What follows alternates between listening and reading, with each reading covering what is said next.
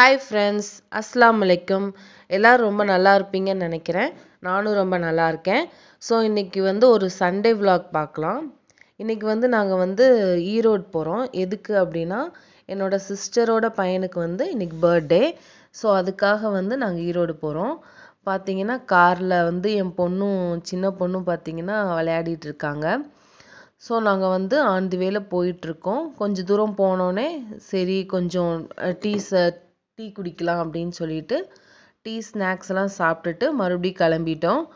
பார்த்தீங்கன்னா இவர் தான் என் தங்கச்சி பையன், பேர் ஜயான். இவனுக்கு தான் இன்னைக்கு பர்த்டே.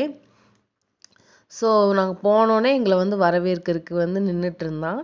ஸோ எல்லாம் 2 பேர் எல்லாம் விளையாடிட்டு கேக் கட்டிங் ஸ்டார்ட் பண்ணோம். போனோடனே கொஞ்ச நேரத்துலேயே கேக் கட் பண்ணிட்டோம். பார்த்தீங்கன்னா என் பொண்ணும் ஜயான் 2 பேரும் சேர்ந்து தான் கேக் கட் பண்ணாங்க. ஸோ எல்லாம் ஜாலியாக கேக் கட் பண்ணிவிட்டு பொண்ணு பார்த்தீங்கன்னா கிஃப்டெல்லாம் கொடுத்தா. நான் வாங்கின கிஃப்ட் அவள் வாங்கி கொண்டு போய் கொடுத்தா. எல்லாம் ஜாலியாக செலிப்ரேட் பண்ணோம்.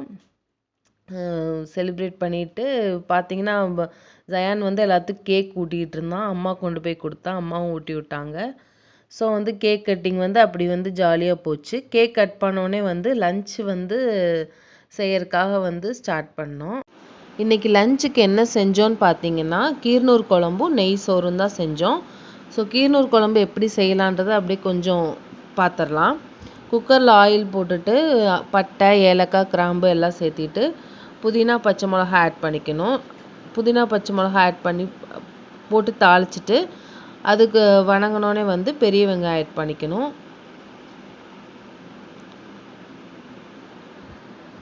பெரிய வெங்காயம் இங்கே நான் அளவுலாம் சொல்லலை. அளவு நான் உங்களுக்கு ஒரு நாள் தனியாக ஷேர் பண்ணுறேன்.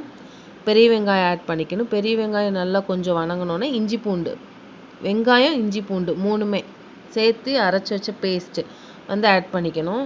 ஆட் பண்ணிவிட்டு கரம் மசாலா 1 ஸ்பூன் ஆட் பண்ணிக்கணும். கரம் மசாலா 1 ஸ்பூன் ஆட் பண்ணிவிட்டு வரமிளகாத்தூள் நம்ம தேவைக்கேற்ப ஆட் பண்ணிக்கணும்.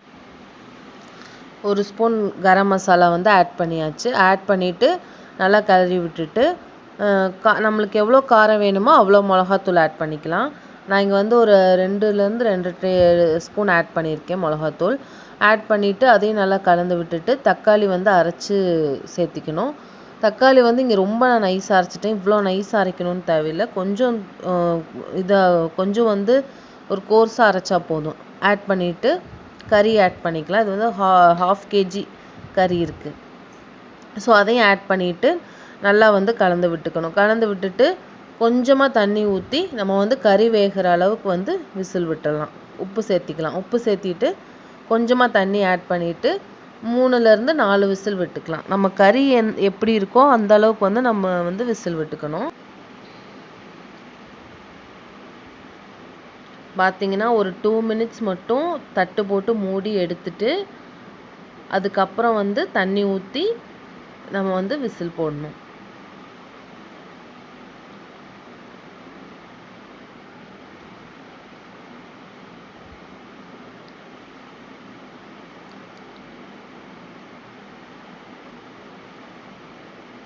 விசில் போட்டு எடுத்தோடனே இப்படி தான் இருக்கும்.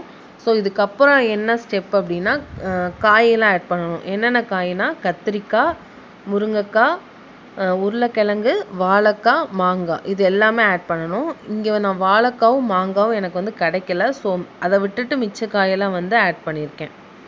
அதையும் ஆட் பண்ணிவிட்டு புளி கொஞ்சமாக ஒரு சின்ன நெல்லிக்காய் சைஸ் புளியை ஊற வச்சுருந்தேன். அதையும் ஆட் பண்ணிவிட்டு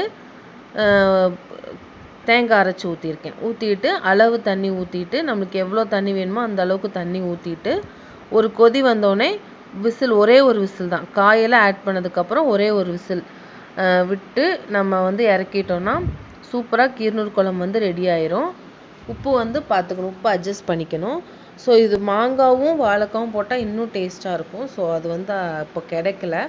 பார்த்தீங்கன்னா விசில் விட்டாச்சு. குழம்பு சூப்பராக ரெடி ஆயிடுச்சு. ஒரு பக்கம் சில்லி பொரிச்சிட்ருக்கோம். ஸோ எல்லோரும் சூப்பராக குழம்பு, சில்லி, சாப்பாடு எல்லாம் வச்சு சாப்பிட்டாச்சு. ஸோ ஈவினிங் போல் பிள்ளைங்களை எங்கேயாச்சும் வெளியே கூட்டிகிட்டு போகலாம் அப்படின்னு நாங்கள் ஈரோடில் ஜம்ப் அண்ட் ஜாயின் ஒரு இடம் இருக்குது. ஸோ அங்கே கூட்டிகிட்டு போய் குழந்தைங்கள வந்து கொஞ்ச நேரம் நல்லா ஜாலியாக வந்து விளையாட வச்சோம். நாங்களும் நல்லா என்ஜாய் பண்ணோம் குழந்தைங்க விளையாடுறத பார்த்து. பார்த்தீங்கன்னா உங்களுக்கே தெரியும் எவ்வளோ ஜாலியாக விளையாண்டுருக்கா பாப்பா அப்படின்ட்டு. அங்கே ரொம்ப நல்லா இருந்துச்சு. நிறைய குழந்தைங்க விளையாண்டுருந்தாங்க. பார்த்தீங்கன்னா எல்லாம் விளையாண்டுட்டு இருக்காங்க.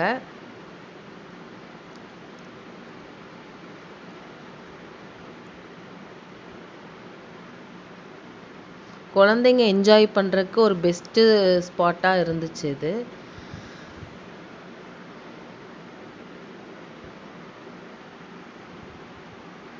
எல்லாம் நல்லா விளையாண்டனால பசி எடுத்துருச்சு. சரி பக்கத்துலேயே ஒரு ஷாப் இருந்துச்சு. போய் கொஞ்சம் எல்லாம் வந்து பீஸா, அப்புறம் இந்த ஃப்ரெஞ்ச் ஃப்ரைஸு, ஸ்மைலீஸு, ப்ரெட் ஆம்லெட்டு எல்லாம் கொஞ்சம் சாப்பிட்டோம். சாப்பிட்டுட்டு பார்த்தீங்கன்னா ரிட்டன் வந்து வீட்டுக்கு கிளம்பிட்டோம். ஸோ அவ்வளோதான் ஃப்ரெண்ட்ஸ். உங்களுக்கு கண்டிப்பாக இந்த விலாக் பிடிச்சிருக்குன்னு நினைக்கிறேன்.